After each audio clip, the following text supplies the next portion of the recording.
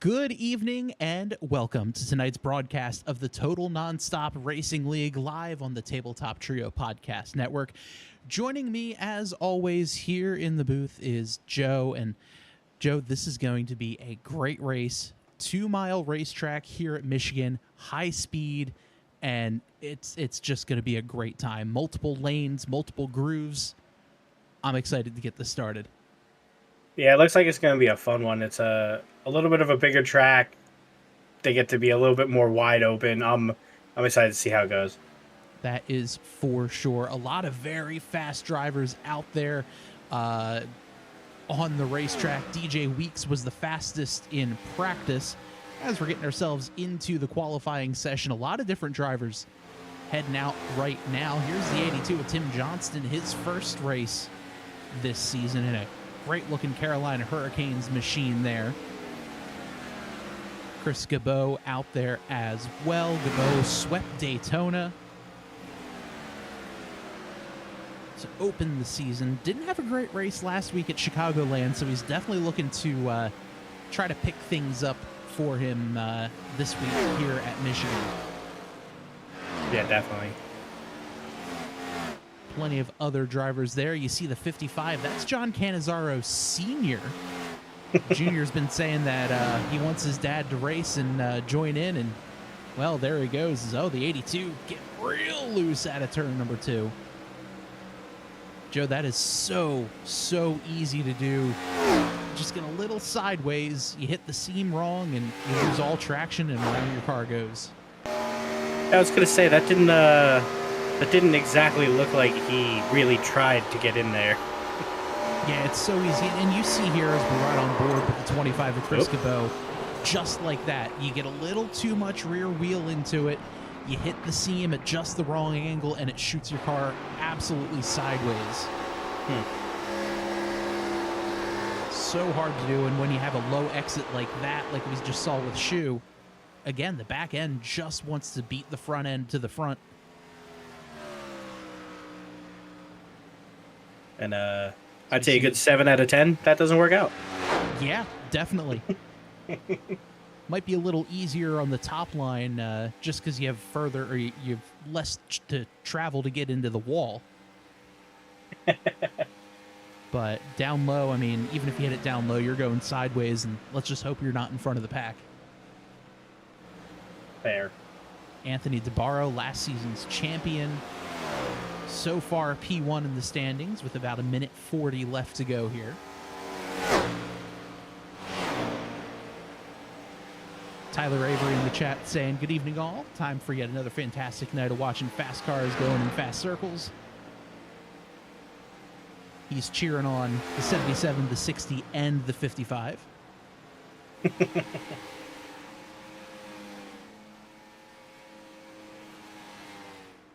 Nope.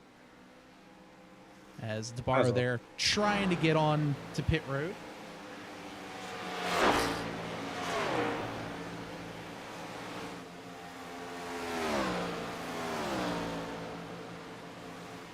There's Cannizzaro Jr.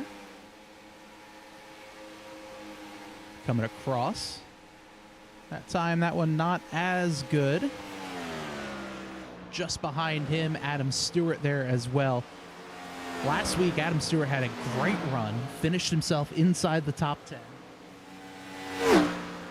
And he's looking to capitalize more. He was even chatting a little bit in the Discord, just kind of looking for advice, looking to see how best to get around. And, you know, I was chatting with him a little bit, and he was saying how different it is coming from a road racing background going ovals as opposed to oval drivers going into a road racing background.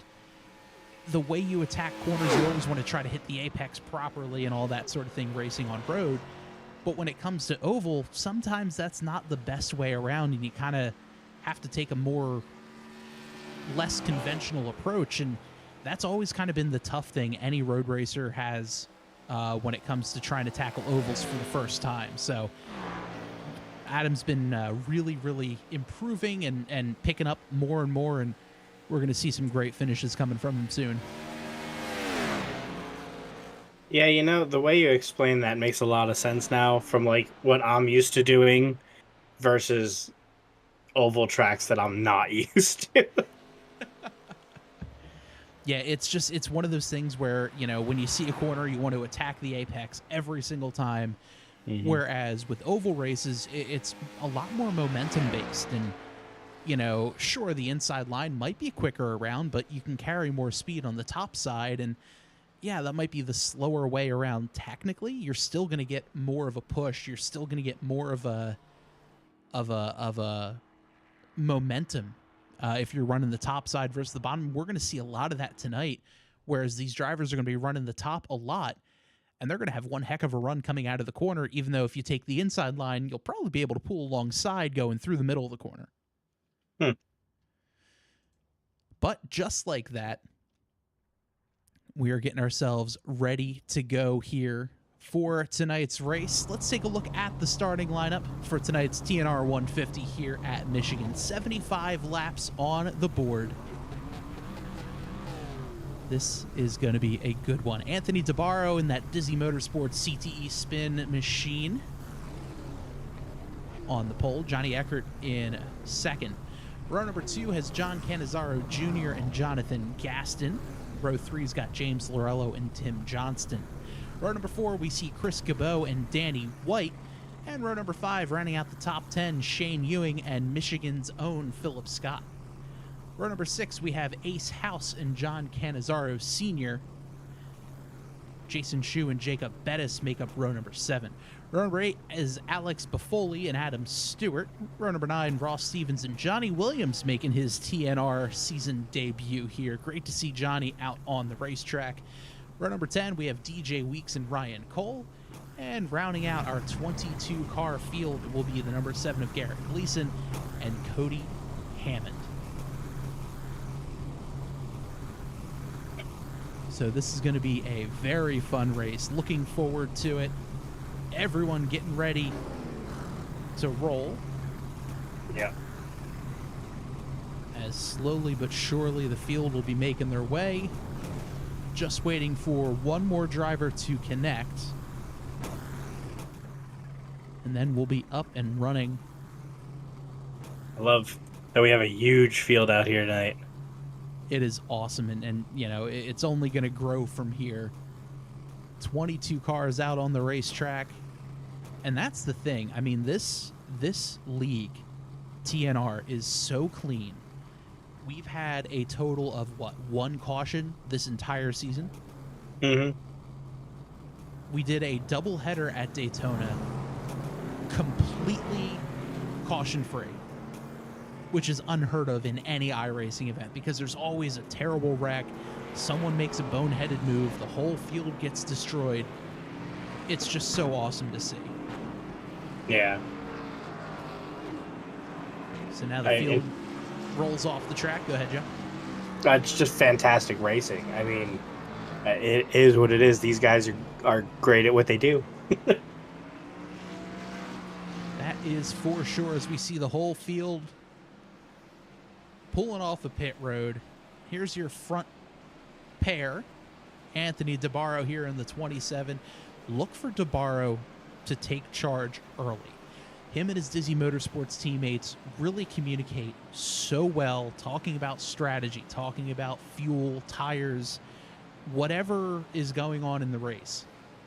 Those Dizzy guys really communicate and really put in the work and work well together. Yeah, they'll race each other, they'll fight for position, but they really work well together, and it's a lot of fun to see how the rest of the field will, we'll kind of see what they can do to fight with them as this race goes on.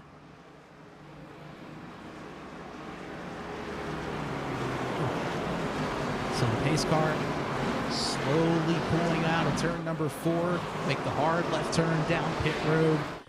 Flag in the starter's hand, waiting for DeBarro. Green flag in the air. We're racing here at Michigan.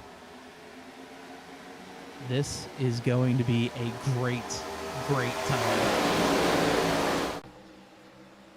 Good jump there by DeBarro. Cannizzaro is going to get around the 90 of Eckert quickly. James Lorello there as well, looking further back in the pack. Plenty of racing all throughout the race track here. It looks like one car got in the wall. That might be the 89 of Ross Stevens. And Stevens just gluing it into the wall. Almost contact with the 7 of Garrett Gleason. But we're going to stay green. He really got in there, huh? Yeah, and it's so hard with the way these cars are skewed. The loving name that these bodies get are called Twisted Sisters because they're not at all, aligned well. The right side is always sticking out more. The left front is basically flat and very awkward shaped. And once you get close to that wall, that right rear is going to suck you right up against the wall, slow you down, and kind of almost glue you into the wall.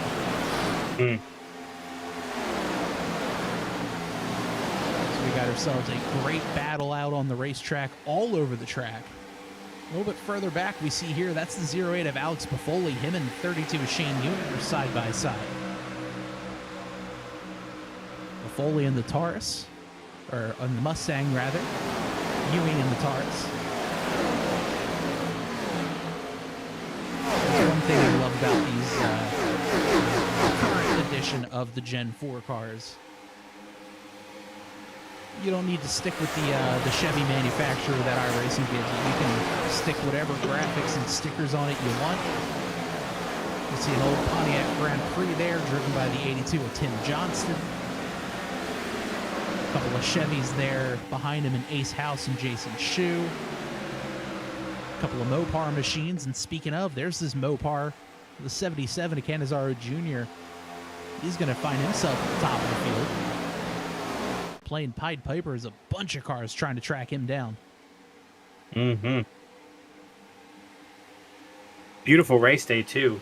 73 degrees, track temps of 97.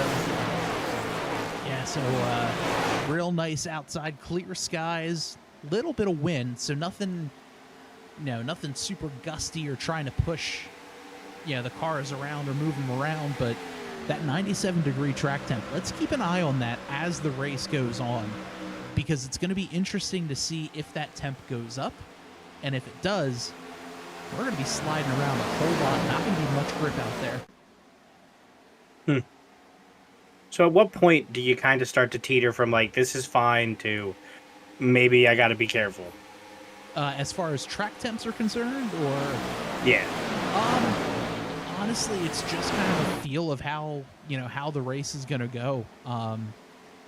Air temperature is a big one, track temp, and also the way iRacing kind of models things, it depends on where the rest of the field has been running. So if everyone's running the top in hot tracks, and hot, in hot temperatures, that line may actually not have as much grip as you would maybe think the lower line would. So you kind of have to always go looking around for, wherever your grip might be. Interesting. Meanwhile, here we've got a great-looking battle. Here's the 82 of Tim Johnson trying to hold off the 4 of Adam Stewart. Stewart looking to the high side. Shane Ewing falling back as well. Yeah, that 4 is running a little tricky. He seems to be having a little bit of a connection issue, so he's blinking in and out. I feel like a lot of people don't want to get too close to him. Definitely. And trouble. That's the 43 of Johnny Williams. He gets in the wall hard. He's got some heavy right front damage on that machine. Let's take a look here to see what had happened. That might have been just an issue of just getting a little too close to that scene. And yeah, right there, he kind of came across the scene. And it's so easy to lose control just to get up in that wall a little bit. Oh, as we just say that, the number 4 also kisses the wall. We'll take another quick look at what happened there to Adam Stewart. So here's Stewart down low. Oh yeah, just That was strange. I don't think I've ever seen something like that happen. Didn't look like he had any help or anything like that. He just kind of... It just went straight on him and snapped.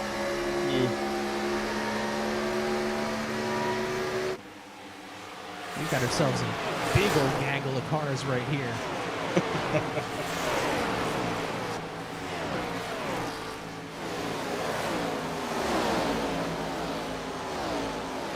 This is a battle for 10th between Buffoli, Stewart, Johnson, Vettis.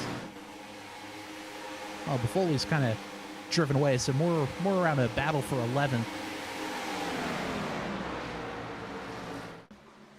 Garrett Gleason making his way down pit road. A little early for a scheduled stop. What are you thinking here for the stops tonight? In the pre-race Discord, it looked like drivers were saying they might only be able to hit about 20 laps or so on a tank. These cars have about 60% fuel cells. So because of that, they, they're only really able to do about 20 laps. So we might see 3 stops. Potentially 4. Yeah.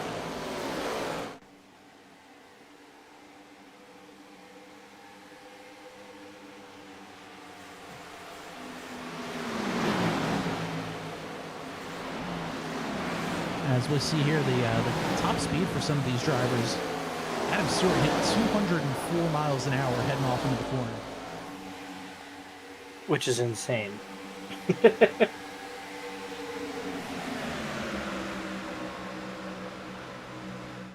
Meanwhile, out front, Jonathan Gaston jumps to the point.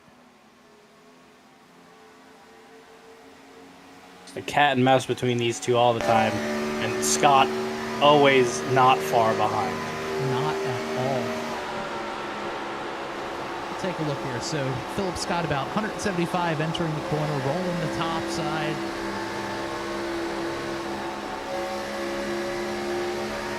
Now he's going to have a good run here, but not much for him to do with it as he's kind of pinned in. He's got Cannizzaro to his left, Gaston in front of him. 203 miles an hour driving off into the corner, and Philip Scott says, hey guys, I'm going to take this. K-bye. Behind trouble. Little contact there between Danny White and James Lorello.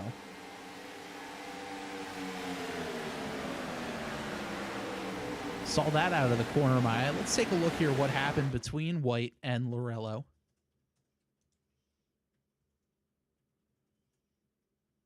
Don't know if White just kind of overdrove or what, but let's see here. So White goes down low.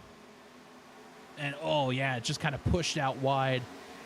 Unfortunately for Lorello, just wrong place, wrong time for him.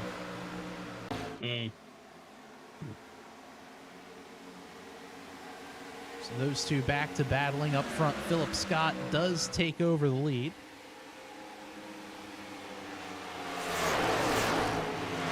And we're looking roughly 5 laps or so away from our first round of green flag pit stops.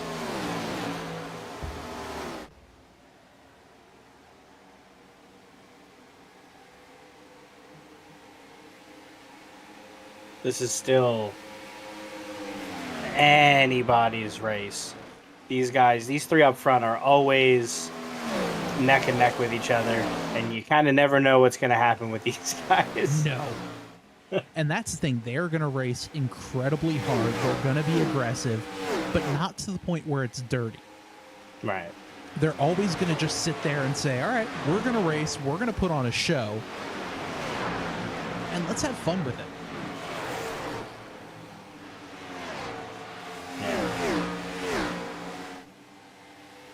Right now, though, everyone just kind of single file, feeling out their cars. They know, all right, pit stops are coming up in a few more laps.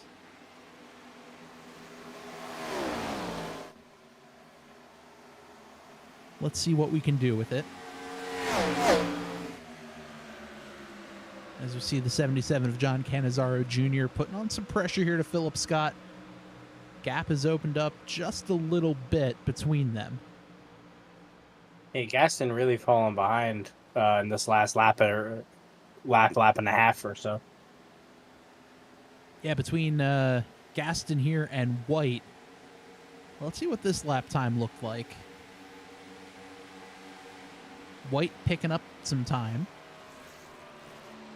But Cannizzaro there. Cannizzaro, yeah, you see that there, Joe. 0.2 of a second, almost 0.3 faster was Cannizzaro over Gaston. Wonder if he's trying to save a little bit of fuel before the pit, or what his plan is. Yeah, that very well could be. I think, he might be trying to save as much as possible, or we are pretty late in the run. And being this late in the run, if you're pushing a little too hard, that right front is not going to be happy with you.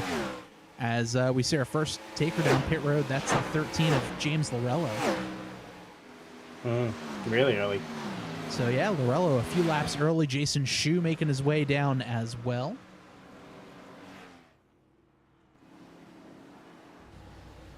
Johnny Williams making his way there too. Going to be interested to see what Philip Scott and the rest of the field does here.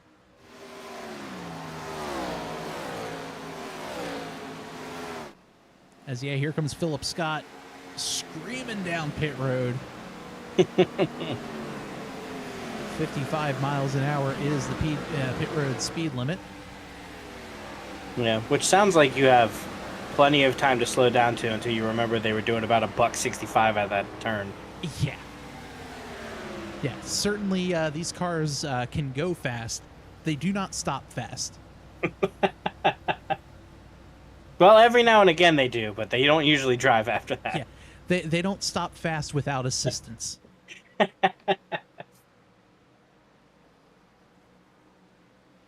As we see our track map here comes Cannizzaro and Gaston both making their way down pit road. Looks like this time Philip Scott got the upper hand on underpitting if we're going that route.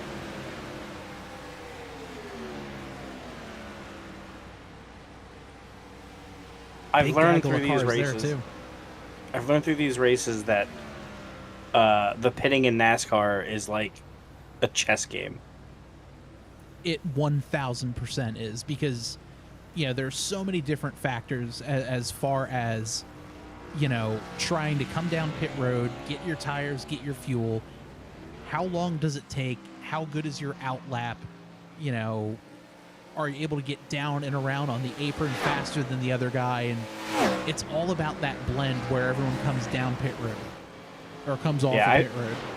I feel like a lot of people who kind of like casually, or not casually, who kind of just are aware of NASCAR, just like, well, you drive until you run out of gas, and then you go to the pits, then you drive back out.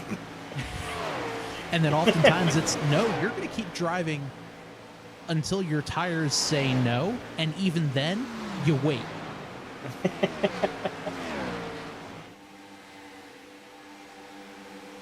Some more green flag pit stops here. Here comes Johnny Eckert making his way down pit road. That'll inherit the lead over to, well, no, not DJ Weeks. Or Alex Buffoli. Looks like Buffoli's going to be heading in. So, the Ninja from Michigan, Philip Scott, is going to be inheriting the lead. He's got James Lorello just behind him.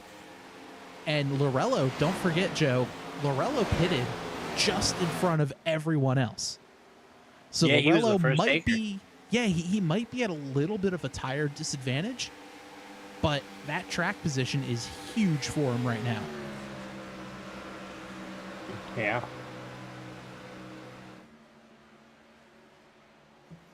As the board shuffles around. Yeah. There's a lot of moving parts here. It felt like a ticker at a Grand Central Station or something. Just waiting to see what exactly happens there. There's Cody Hammond. Hammond, I believe, might have gotten a penalty.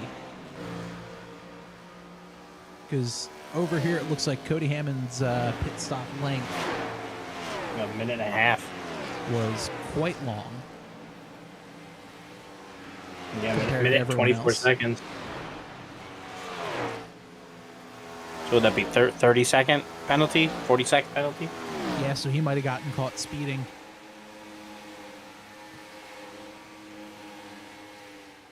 Meanwhile, up front, Philip Scott opens up a 2-second lead over James Lorello. And behind Lorello, Cannizzaro and company are coming. Gaston really fell behind with that pit stop. Went from about 2 seconds back to almost 8 or 7. Yeah, I'm a little surprised. I don't, and it looked like him and Cannizzaro both got on pit road well. I don't. It didn't look like Gaston had any issues getting into his pit box or anything like that. So I'm not entirely sure what the issue was there. Yeah. Oh, now a connection issue there for the 72. Yeah, my screen just stopped for a second. I was like, where'd he go? Do not adjust your television. And now we're kind of in that stage of race where everyone's had their first pit stop. They know, okay, I went too hard or I didn't go hard enough. Now let's try to, let's try to fix whatever mistakes we had in the first run. And we already hear the 82 clutching in into the corner. We have a taker in the pits. Yeah, Cody Hammond heading back down pit road.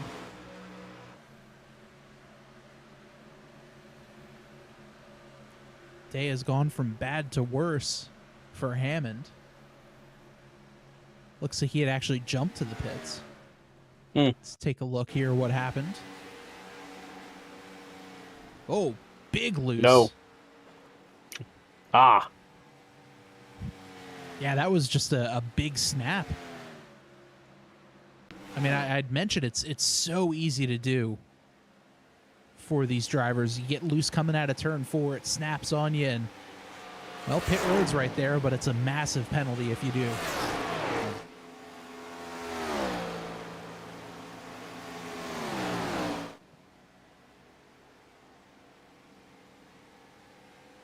So just about a quarter of the way or a third of the way into this race.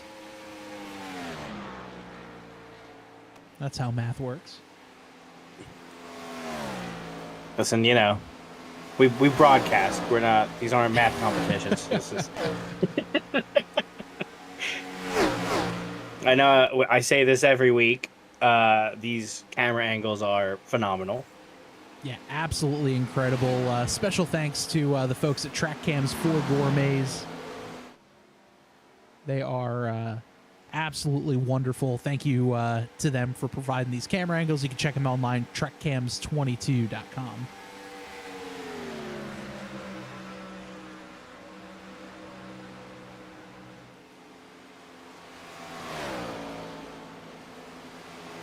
And also, don't forget tomorrow night's race. We're kicking off the season for the Tuesday Night Dash Series from our friends over at the Speed Racing League. Always a good time over there. It's going to be great. Mini stocks at tracks 1.3 miles or shorter. A couple of dirt races thrown in there as well. If you want a sneak peek of what happened last week, you could search us for the race we had last week if you'd like some chaos.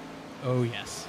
Yeah, head on over to the Tabletop Trio YouTube channel on the live tab, and you can check out the preseason Thunder race there. That was excellent racing, and we're going to see more of that. They're kicking off the season tomorrow night at Rockingham. They're going to be racing at Darlington, Bristol, both paved and dirt. Same with USA Speedway. Always going to be a fun time. Make sure you're subscribed here to our channels, both YouTube and Twitch.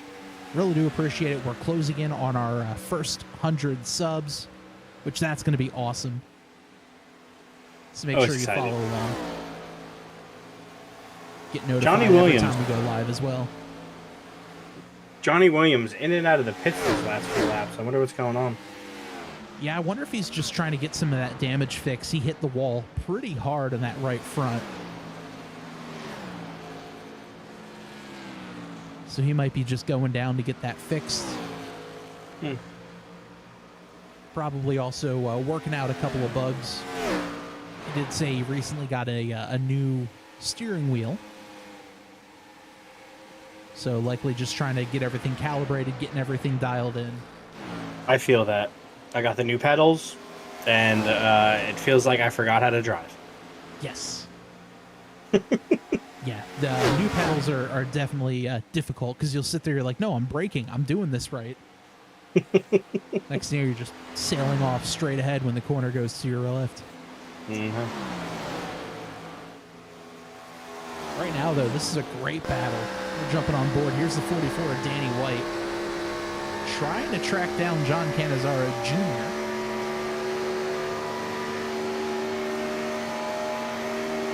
And oh, it looks like Lorello heads back down pit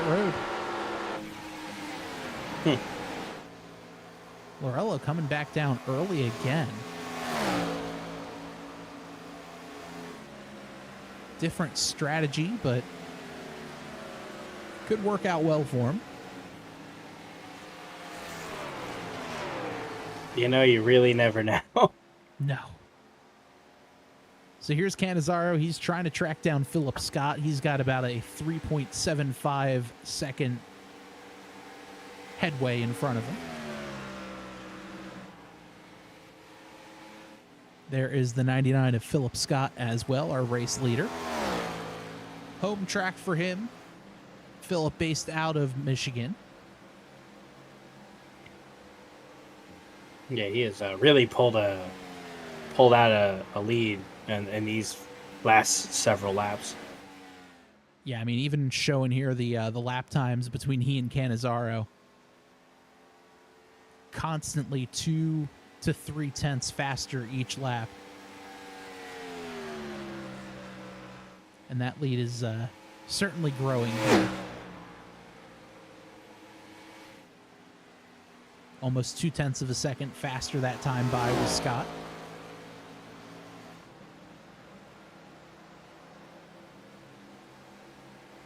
Philip out of Plymouth, Michigan.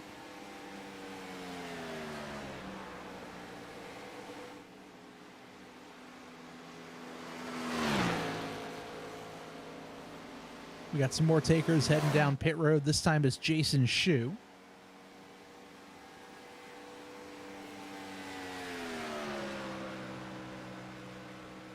Wonder if he's trying to pull the early card.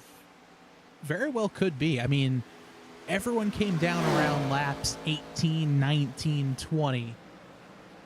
But even then, I feel like that's a little bit too short, because even if we were to pit now, 20 laps is going to be in lap 55, and then 20 laps again will be lap 75 when you're running out of fuel. So, I mean, any time after now, you could probably make it on one more stop.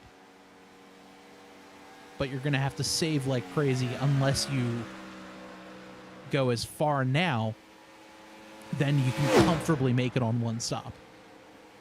Yeah.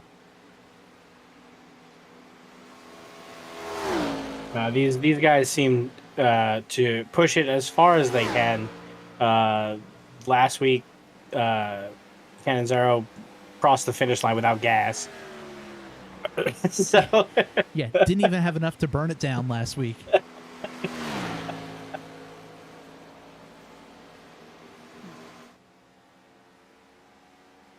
So it's definitely going to be interesting to see what everyone else plans on doing.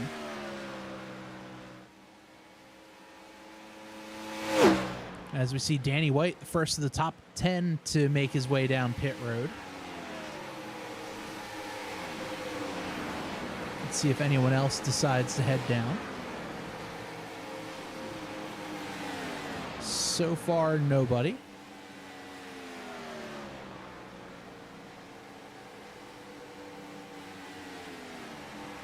Right now, though, we got ourselves a good battle here for fourth. Tim Johnston takes a look to the inside of Gaston. Johnston getting a little tight up off the track.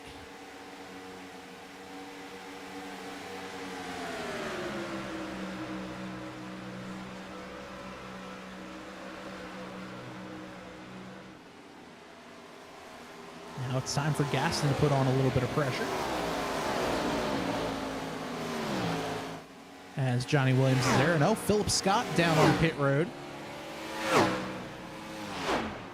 So pretty much from here on out, everyone can make it on potentially one more stop. I'm assuming there's a lot of factors there. How hard you're going to be racing, how hard you're going to be turning, how hard you're going to be pushing your car. Exactly. And then obviously the big thing that we never talk about is there a caution? Yeah. Is that yellow coming is usually the biggest question there. As we see this pass, that's Danny White, fresh tires getting around the 77.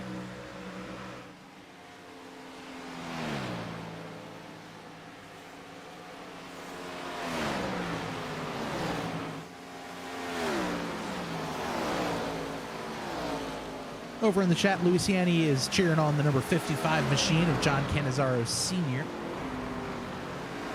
As here comes Junior making his way down pit road. As well as the 24 of Bettis. There's the 60 of Cole. Chris Cabot is there. There's Canizaro Sr. That blue and silver number 55 machine. Pit road's going to be a busy, busy place here. As that is the 60, or pardon me, the, who is that? The 89 of Ross Stevens coming down.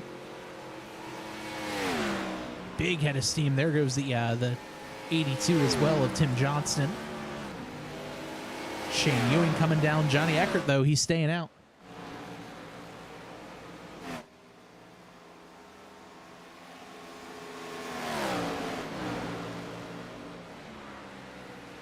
So again, in theory, everyone here, once they've made their pit stop, will only need to pit one more time. I feel like a few drivers, whoever pit before, say, lap 36, might have to save a bit in order to make it. That would be Jason Shue. That would be Danny White is going to be right on the cusp. James Lorello pitted all the way back on lap 31, so he may very well need a yellow.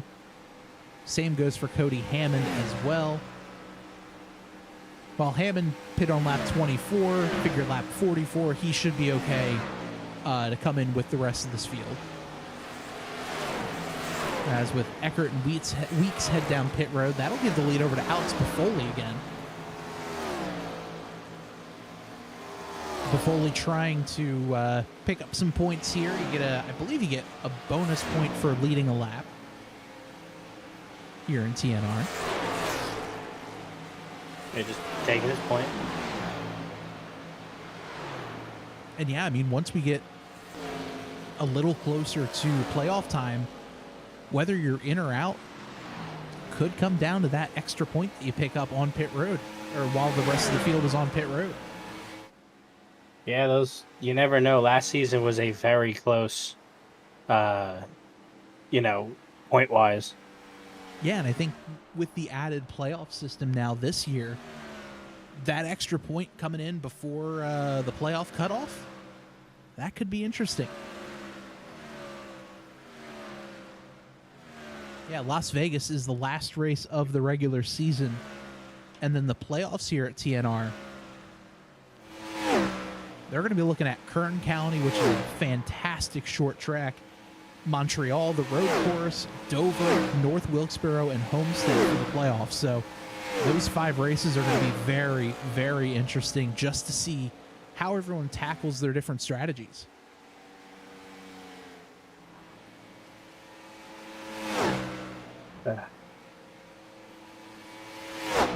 So here is Philip Scott. Got a 3.6 second gap over the 44 of Danny White, who had a great run. Oh, yeah. He was not P2 when all the pits happened. No, White was sitting somewhere around 4th, possibly even 5th. And now he's all the way up to 2nd. And he's got about a second, a little over a second to the 82 of Tim Johnson just behind him. Yeah, who also was phenomenal in the pits. Yeah, so very cool to see the differing pit strategies really working out for a lot of these drivers. And oh, James Lorello had an issue on pit road. So here is Lorello. Oh, Lorello just parks it.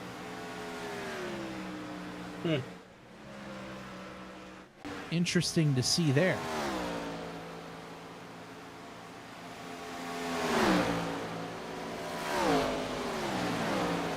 So Tim Johnston does get around Danny White. Yeah, Johnston's cooking.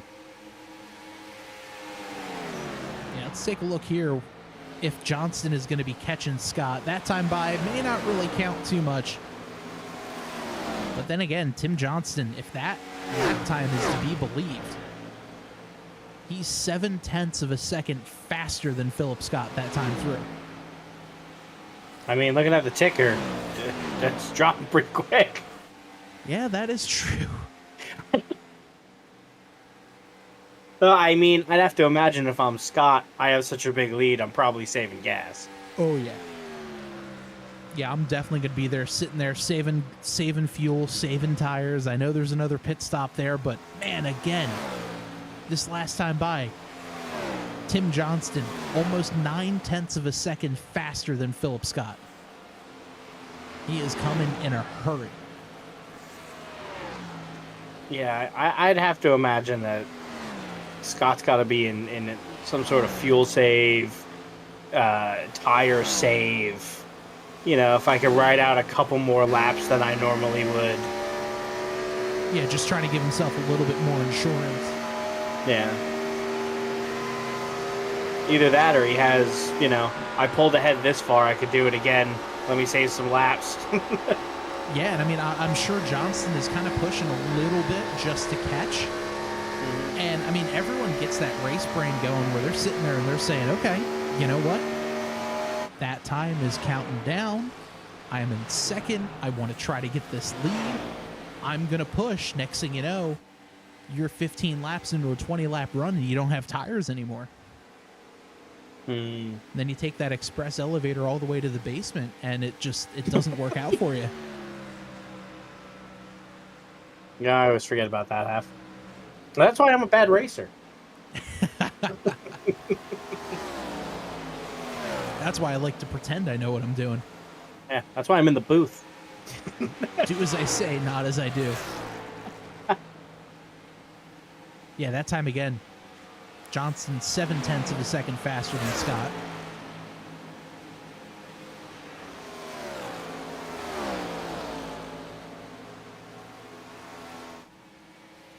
Yeah, I mean, you could see the way the laps go. Lap 44, he was 0.6 faster. 45, 0.7. Lap 40,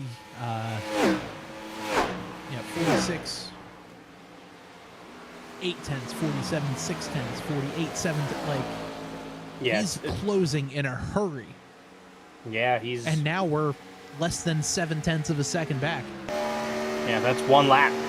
he's one lap back. If this was F1, they'd have that image up and, you know, time until overtake 3 laps.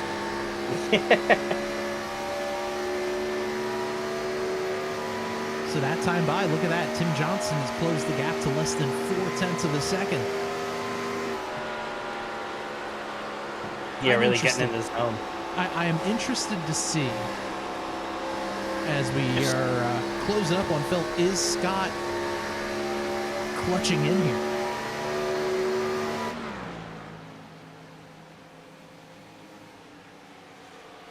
As here comes Johnson to the inside, new leader, Tim Johnston. And now here's the question, is Scott gonna start racing again? Did he get comfortable? Does he have gas issues? Well, he's certainly clutching in.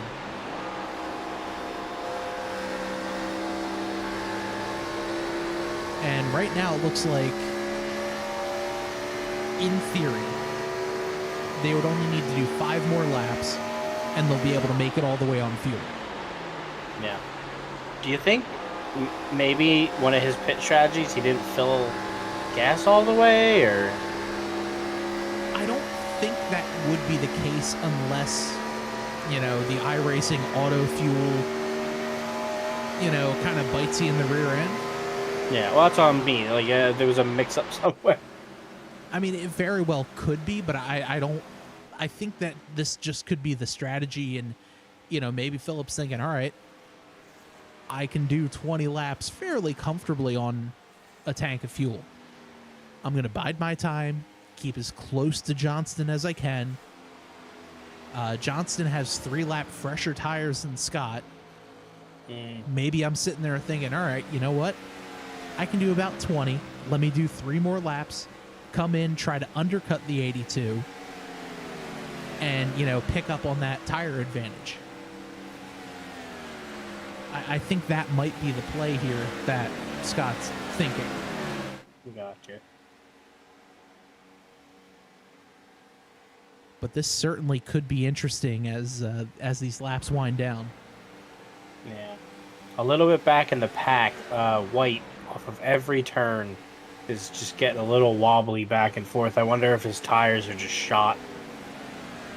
Yeah, I mean, very well could. Let's see here the lap time. Everyone came down. And you see White, yeah, he pit on lap 36, so he's got the oldest tires in the top 11.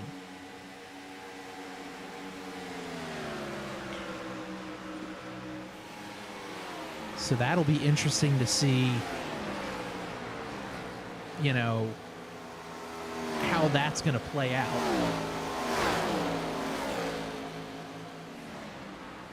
And yeah, he's certainly losing some time there on the 72 of Gaston. Mm-hmm.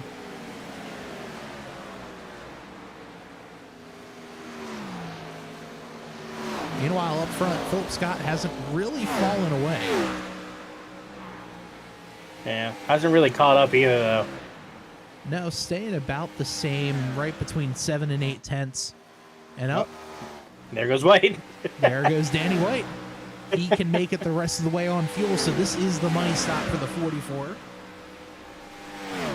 And I wonder if that means that'll start opening up the floodgates for the rest of the field. Let's get a great shot at the infield campers there. Me soon. So Tim Johnson, Philip Scott, they stay out. Ryan Cole, Johnny Eckert stays out. Shane Ewing stays out. No, Shane Ewing comes in. That's Jonathan Gaston. So Ewing's going to jump down. Now is when they're playing 200-mile-an-hour chess. When does Scott blink? When does Johnston blink? I would assume you want to be the first to pit. But do you want to give up the tires that are fairly decent now? But I think Philip Scott's saying, I'm coming in now. Yes, he is.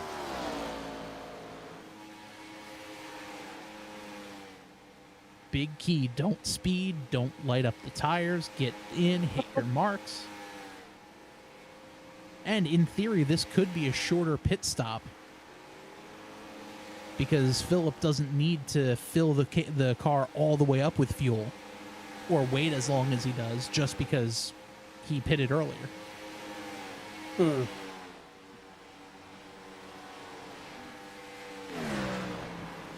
comes Gaston. Ace House on pit road there as we see him. Philip's got a great pit stop. About 16.9 seconds. Tim Johnston replies. Oh, the 60 Ryan Cole on the wall. Ooh. He's off of the racing surface, so we shouldn't see a yellow. That car took some damage. Yeah, let's take a look here to see what happened with the 60. What we were talking about in practice. Yeah, and that's one of those things where it's so easy to do. So he's up here in the second groove, getting a good arc down onto pit road. Oh, right there. You hear the wheel hop get in. He just downshifted a little too early. Never mind the fans who are sunk into the ground. They're just really enjoying the race. Really rooted. Grounded? I don't know. They're just really into it. So lead's going to go over to Johnny Eckert here.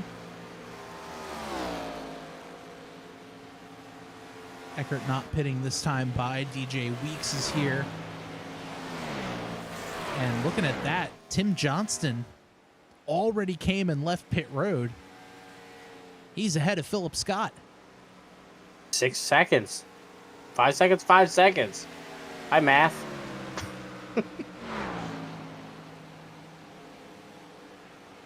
So this is going to be very interesting. As the rest of the field, there's DJ Weeks heading down pit road. Now we've got ourselves a real interesting race here.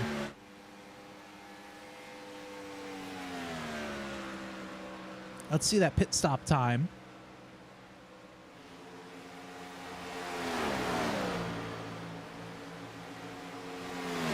As we see there, Philip Scott, well, their times aren't showing up on there quite yet. There's Philip Scott, a 16.9 second stop. We'll wait a few more laps to see the timing of that. Yeah, how the ticker kind of. Oh, But we got a caution. No caution. I don't know what happened. I don't see anything on mine. This changes everything. Jason That's the Shu. 3 of Jason Shu. Let's take a look here. As, oh man, that seam, so easy to do. Oh, And, hard lick to the outside wall. Just so easy to do coming out of the corner. Just caught that seam a little too much. Sent him aside and... Well, this is going to change everything, eh? yeah. This is Everyone had their plans. Everyone thought they were good, and now Crew chief sitting everyone's there taking their plans, crumbling them up, and throwing them away while punching a hole in their desk, I'm sure. throwing out their whiteboard, picking up a new whiteboard. Expletives galore.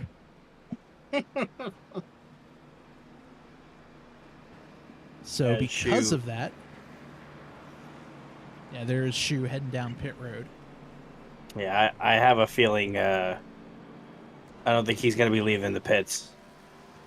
No, I think there's going to be some heavy damage there.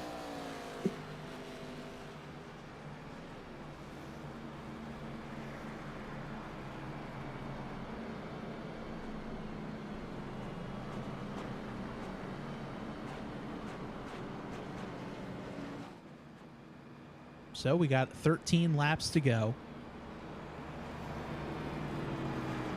Johnny Eckert with the freshest set of tires. He pitted last on lap 61. Made out like a bandit in the positioning too. Yeah, everyone got super lucky there. Eckerd, Ewing, Gaston, all kind of made out on this one. And I think the biggest, I mean, some of these guys, I mean, Tim Johnston pit on lap 58, Philip Scott 57, Johnny Eckert, like we mentioned, lap 61.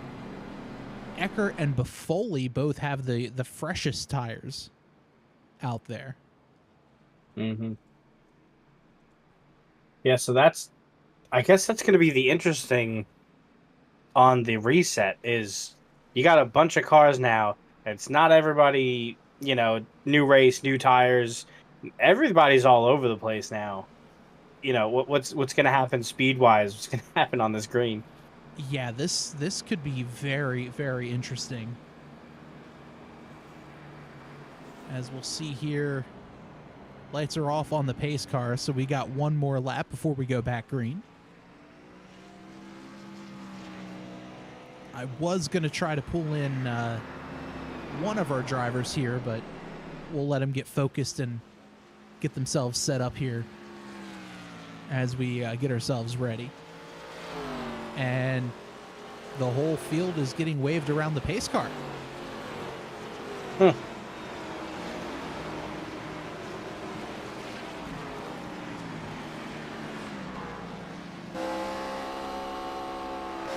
Well, we've seen this a few times, or I've seen this a few times in official races. I was gonna say, speak for yourself.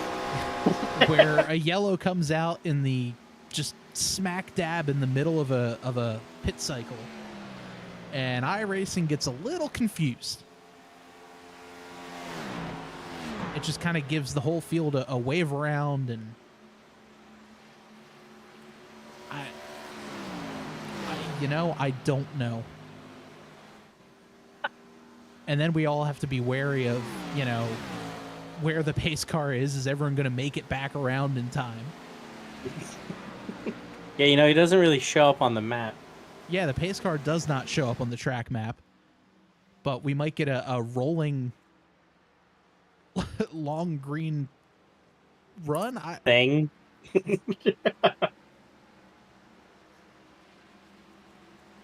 We're going to make it up on the fly. This is going to be a soft green. It looks like they extended the green one more lap, thankfully.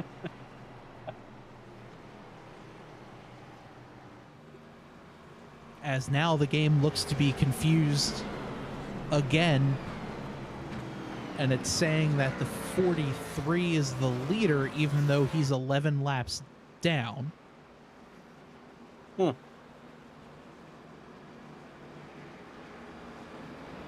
There we go. Now it looks like race control was getting things figured out there. Also, see, this is I the stand. Go ahead. I stand corrected. It looks like Shu is indeed back out on the track. And he's only one lap down. It's just shocking. I was about to say, this is honestly a great thing that we don't know how to run pace laps, because there's never any yellows. You don't get any practice running behind the pace car. So I think that's a plus, right? Yeah, we'll chalk that up. So we're going to re-rack do this one all over again. Pace car finally making his turn down pit road. Front row, we have Tim Johnston, Johnny Eckert, Philip Scott, Shane Ewing in row number 2, Jonathan Gaston, Danny White, row number 3. Green flag in the air. Looks like the 91 spun the tires a bit. The 27 trying to make a move around him a little bit further back in the pack. They're 3 wide, looking for about 9th place on back.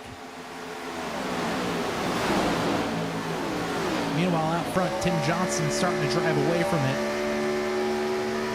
Johnny Eckert trying to hold Philip Scott at bay.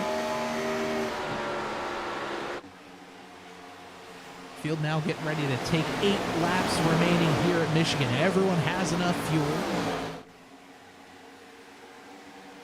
Tires are looking okay as well. Here's Anthony DeBarro all over the back bumper of none other than Cannizzaro. Last season, those two seemed to be attached at the bumper, and this year, they've found each other yet again in the closing stages. A little bit of a slide there from the 08. Weeks and House, as well as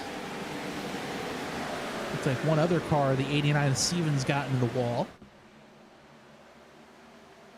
DeBarro making a move. Yeah, DeBarro with a huge run. He's now 3 wide. Oh, almost into the 77 of Cannizzaro.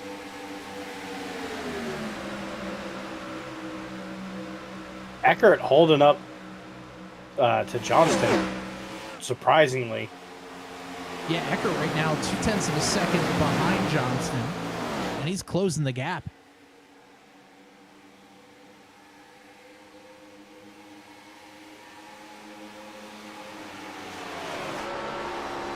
There's your gap for the lead. Philip Scott just behind them.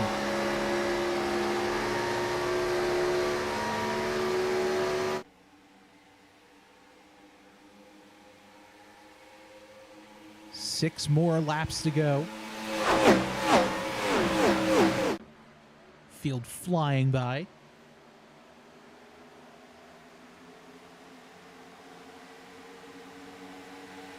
Eckert really trying to push the pace. Eckert does have 3-lap fresher tires over the 82.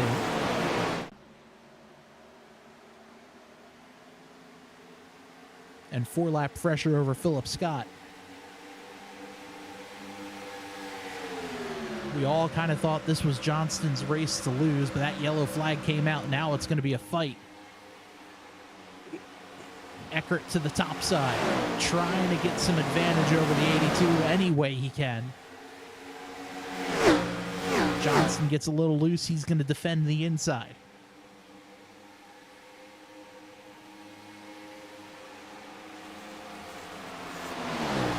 Side by side for the lead through turns 3 and 4.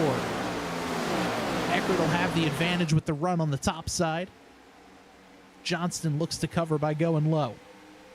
Johnston not quite clear. Now Eckert is.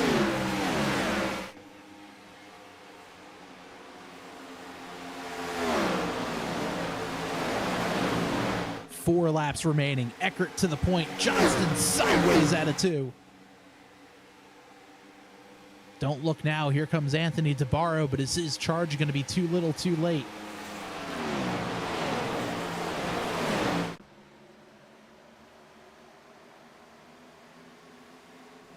Frantic pace out of turn number 4. Coming to 3 to go. Johnston to the top side. Eckert down low.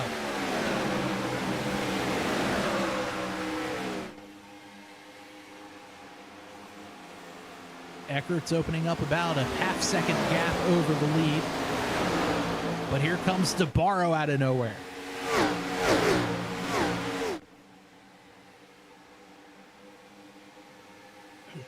Eckert really pulling away. Yeah, that tire difference, even if it is a couple of laps, that's a lot. As the 82 drifts through turn number 3. That's going to heat up the rears. He may not have that great of a drive off. DeBarro to the bottom. Philip Scott sandwich in the middle. Scott peaks down low. That's going to push Johnston back to 4th.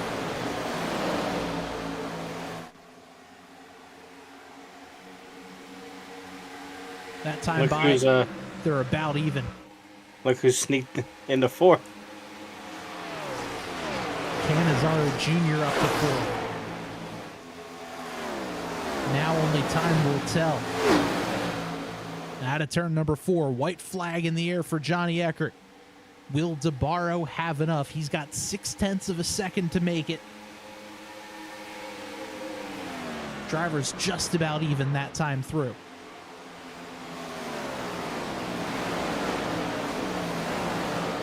A little bit further back, Cannizzaro putting some pressure on the 99 of Philip Scott. One last opportunity to see if the 27 can get anything done. Not gonna look like it. Eckert looks to cover down low. Out of turn number 4, checkered flag in the air. Johnny Eckert is gonna win at Michigan.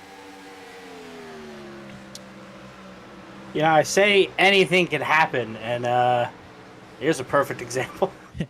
Oh boy, did it.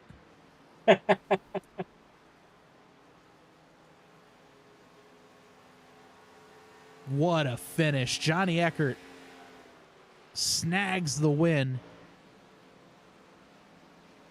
over Anthony DeBarro and Philip Scott.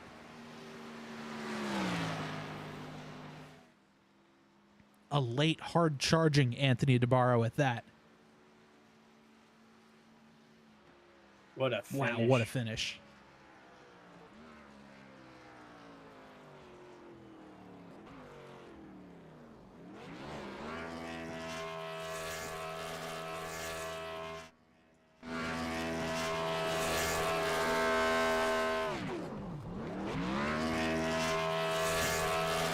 As the 90 burns it down at the start-finish line.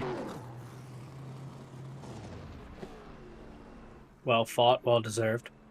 That is for sure. We're going to try to pick up our top 3 podium finishers. As wow, what a finish. What a race. Always fun to see these guys duke it out at any racetrack.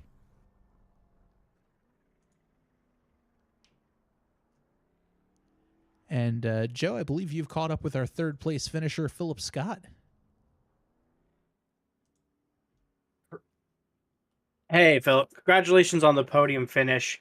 It looked like you were killing it there for a while, and then you kind of started to slow down. What happened there? Yeah, so it actually came down to fuel strategy and all that, and some people took tires on some stops, some didn't. So it kind of offset everything a lot. And I wanted to make sure that I had enough fuel to make it to my last stop, and I saw that uh Tim was starting to creep up on me a lot.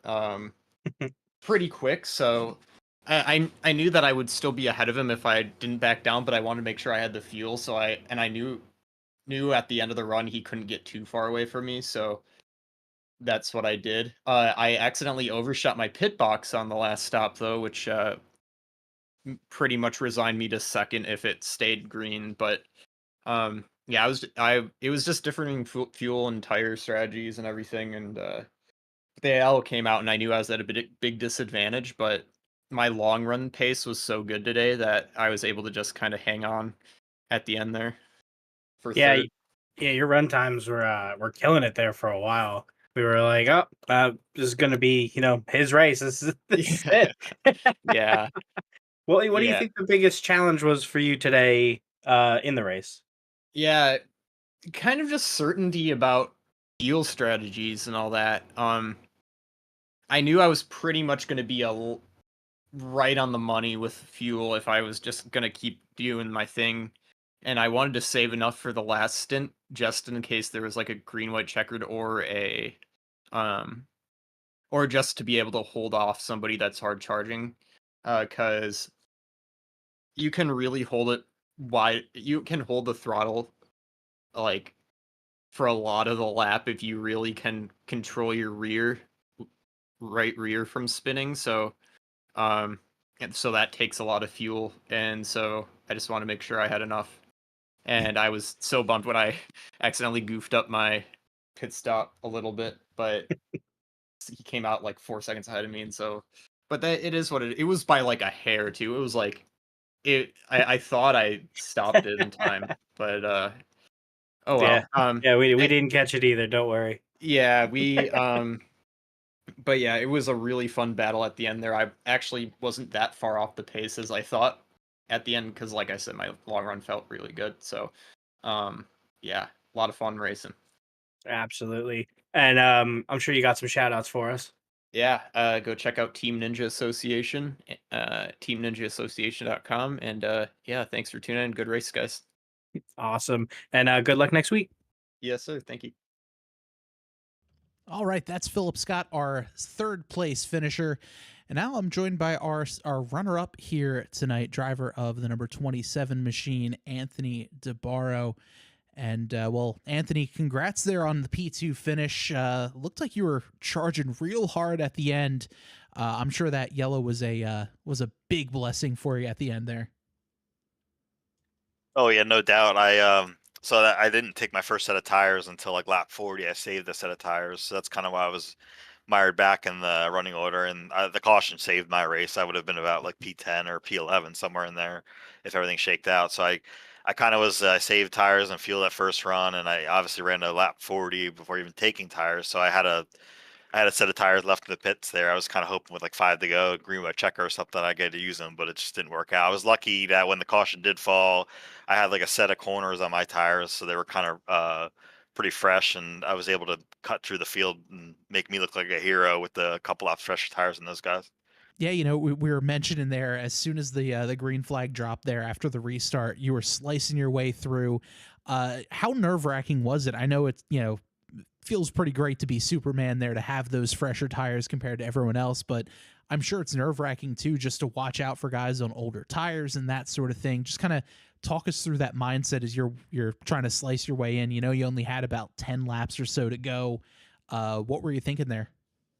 Well, it's a lot more fun to be on the offensive than the defensive, I could tell you that. But you kind of got to watch. I mean, with this car, if you carry too much, especially this track, if you carry too much speed to the center, you got almost like too much wheel in it, and then with all the horsepower, it'll just slide the right rear, and then so you're kind of just thinking about that. Not you don't want to get loose under a guy and then ruin someone's race, and just kind of pick your lines and focus on exit runs so you could get under people on entry. And I was thinking with the fresh tires that I could drive deeper than everyone and kind of clear everyone. That's what I was trying to do on entry if I could get under someone. Yeah, and you know, speaking of tires, you'd mentioned, you know, you did 40 laps on a set of tires there at the beginning of the run. How frustrating was it as you were kind of going through? You had guys that were, you know, that obviously changed their tires after the first 20 lap run. Was it frustrating, or did you just kind of have to sit there and say, all right, let's stick to the strategy. This is all going to work out. We got this. Let's go. Honestly, it's just refreshing to run in this league and have all these races that go get so much green flag racing, and there's no drama and any of that stuff. So it's kind of just fun running with everyone. And I said to my teammates, I was like, yeah, I'm gonna try something different and save tires. And I mean, obviously it did pay out. Maybe it didn't, because I probably felt like I probably could have won if I didn't do. I don't know. Who knows what would have happened, but. Happy with P2. First race of the year, I was running around on vacation here and there, and I had a work trip as well. So I mean, I'll be back now. So looking forward to just stringing together some consistent finishes and trying to climb up the point standing. Definitely love to see that. And Anthony, before we let you go, I'm sure you have some shout outs, so let's hear them. Yeah, thank you guys for what you do for this league. Putting on the broadcast, and love reviewing it every week after the race is over. And admins Garrett, putting this all on for us, and it's a great league to be a part of, and I'm happy to be part of it. Awesome. Well, Anthony, congrats again on P2. Looking forward to seeing you out there next week at Irwindale. Thank you. Look forward to talking to you guys again. All right, that's Anthony DeBarro, our second place finisher here tonight at Michigan. And Joe, you made it down to victory lane, and you're joined by our winner here tonight, driver the number 90, Johnny Eckert. Hey, Johnny, congratulations on the win. What was going through your mind when that caution comes out? I couldn't believe it. I mean, I was on pit road, so I mean, I was in a great shape. Yeah, I was on pit road in my stall, and the caution came out, and I just thought, I had already pretty much resigned myself to potentially getting second. I felt that Tim Johnston was pretty much gone. So I knew I was gonna have a few extra lap, fresher tires, and heated on that last stint, but I didn't expect that I was gonna actually be able to catch them. But with that caution, and I I I was kind of like, oh, all right, now I gotta figure out how to get short run speed again, because the whole race is just kind of managed what I had. So, fast forward to the restart, and it just kind of turned into survival again. And I got lucky. I get a little bit, and I was able to put pressure on Johnston, but it looked like he got loose right when I got to his outside and whatnot. But he raced me really clean, which I really appreciate. Yeah, it was definitely a good back and forth between you guys. Obviously, you had much fresher tires, which definitely showed. Oh How yeah. does it feel to come out on top at Michigan? Man, I don't know. I can't believe it a little bit. I went into this week kind of expecting I was gonna have a little bit of pace, but practice didn't necessarily pan out the way I had hoped. I kind of felt a little all over the place. I couldn't get the car under me completely. It felt like it was getting really tight on exit for whatever reason, which I still don't know why. But once the race started, I guess with the slightly different pace and just kind of managing fuel and whatnot, especially that first run, it kind of got me into a bit of a rhythm, which I think helped me a lot. So I think from that perspective, I'm really excited. I just a little surprised, because especially when that caution came out, I didn't think I was gonna I thought I might be talking to you guys for podium, but I didn't think I was gonna even remotely have a chance at getting the win. So, yeah.